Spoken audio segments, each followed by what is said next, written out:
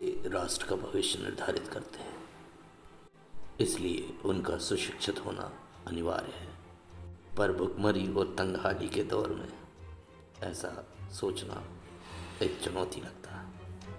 श्री कैलाश सत्यार्थी एक ऐसा नाम, एक ऐसा शख्स जिसने बाल श्रमिक, बाल अपराधों के खिलाफ एक मुहिम छेड़ दी और देश के सुनहरे भविष्य को गढ़ने में अपनी पूरी ऊर्जा झोंक दी। कैलाश सत्यार्थी एक ऐसा नाम जिसने हमारे देश के हज़ारों गरीब बच्चों को शिक्षा दिलाने के लिए बहुत से संघर्षों का सामना किया और उनके बचपन को संवारा है। उन्हें इसी कार्य के लिए नोबेल शांति पुरस्कार से 2014 में सम्मानित भी किया गया है। और इतना ही नहीं, उन्हें अनेक राष्ट्रीय और अंतर्राष्ट्रीय पुरस्कारों द्वारा सम्मानित किया गया है। मदर टेरेसा के बाद कैलाश सत्यार्थी भारत के वे शख्स हैं जिन्हें नोबेल शांति पुरस्कार से नवाजा गया है। इनका नाम बहुत कम लोगों ने सुना होगा और आज इस कहानी के माध्यम से हम उनके बारे में बताने वाले हैं।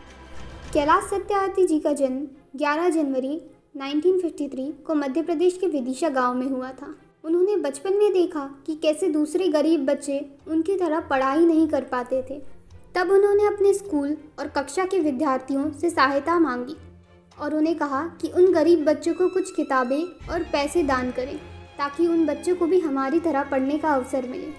कैलाश जी के बस में जितना हो सकता था उन्होंने गरीब बच्चों की मदद करने की कोशिश की, लेकिन उन्हें पता था इतने से वे उन बच्चों की पूरी तरह मदद नहीं कर पाएंगे।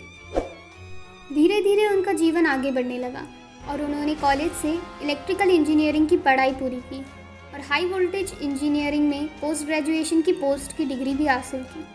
कैलाश जी की पढ़ाई पूरी हो चुकी थी और उसके बाद वे भोपाल के एक कॉलेज में लेक्चरर के रूप में शामिल हुए। उनके सामने उनका उज्जवल भविष्य उनका इंतज़ार कर रहा था, परंतु उनके दिल में तो कुछ और ही बात चल रही थी।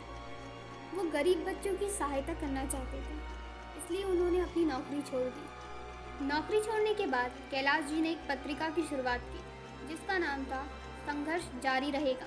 इस पत्रिका के जरिए वे सभी लोगों के गरीब बच्चों के साथ हो रहे अन्याय के बारे में बताना चाहते थे जो इस बात से अनजान थे।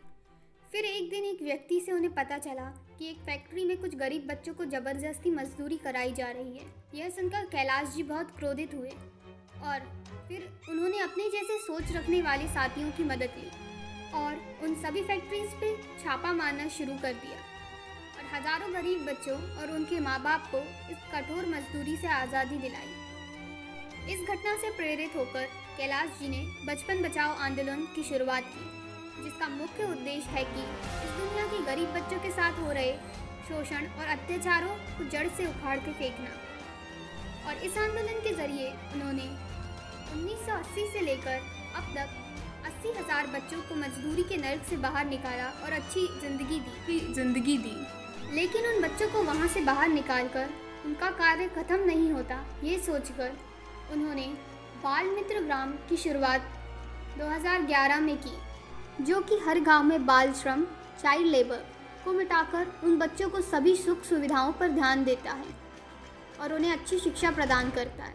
और आज के वक्त में 350 गांवों ने इस योजना को अपनाया है। कैलाश सत्यार्थी ने देश के साथ साथ विदेशों में भी फैलाया है। उन्होंने 108 देशों में 14,000 संगठनों के साथ मिलकर बाल मजदूरी विरोध विश्व यात्रा आयोजित की, जिसमें लाखों लोगों ने शामिल होकर बाल मजदूरी को खत्म करने का प्रण लिया। आज हम उपस्थित हुए थे एक समाज सेवी, देशभक्त श्री कैलाश सत्यार्थी की कहानी को लेकर। आगे भी ऐसी कहानियों को लेकर हम उपस्थित होंगे। अब हमें आज्ञा दीजिए। नमस्कार, जय हिंद, जय भारत। लेकिन चैनल को सब्सक्राइब करना ना भूलें। लाइक, शेयर, सब्सक्राइब अवश्य करें।